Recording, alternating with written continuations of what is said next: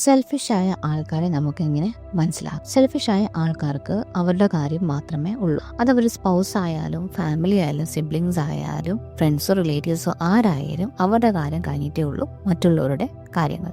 അവരുടേതായ ചില സ്വഭാവത്തെ പറ്റി ആണ് ഞാൻ ഇനി പറയുന്നത്. ഒന്നാമതായി, അവർക്ക് റെസ്പോൺസിബിലിറ്റി എടുക്കാൻ താല്പര്യമുള്ളവരല്ല. അവരൊരു കാര്യം അച്ചീവ് ചെയ്തു കഴിഞ്ഞാൽ മറ്റുള്ളവരെ സഹായിക്കാനോ റിസ്ക് എടുക്കാനോ അവർ താല്പര്യപ്പെടുന്നില്ല.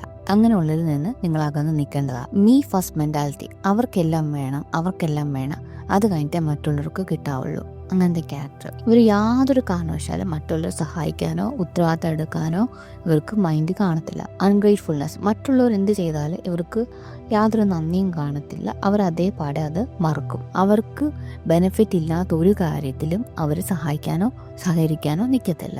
അവർക്ക് ഷെയറിങ് മെന്റാലിറ്റിയിലായിരിക്കും. ഒരു കാര്യം കിട്ടിയാലും അവർക്ക് ഷെയർ ചെയ്യണമെന്ന് ഇല്ല. അവരെന്തെങ്കിലും കാര്യത്തിന് മാത്രമേ നിങ്ങളോട് സംസാരിക്കാറുള്ളൂ.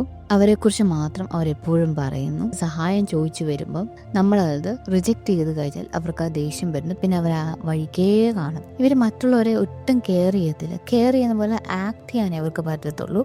ഒരു റിയൽ സിറ്റുവേഷൻ വരുമ്പോൾ ഇവർ അവിടുന്ന് മുങ്ങും. അവർ അവരുടേതായ ജീവിതത്തിലെ ലക്ഷ്യങ്ങൾ അവർ മുൻനിർത്തുന്നു.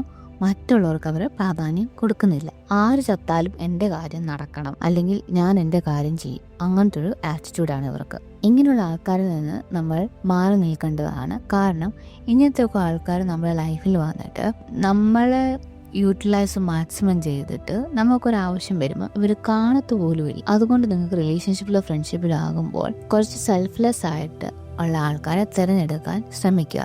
അതായത് നമ്മുടെ കൂടെ ഹെൽപ്പ് ചെയ്യുന്നതും ഒന്നും പ്രതീക്ഷിക്കാതെ നിൽക്കുന്നതും. അങ്ങനെ ആൾക്കാർ വളരെ ചുരുക്കമാണ്. ബട്ട് സ്റ്റിൽ അങ്ങനത്തെ ആൾക്കാർ ലോകത്തുണ്ട്.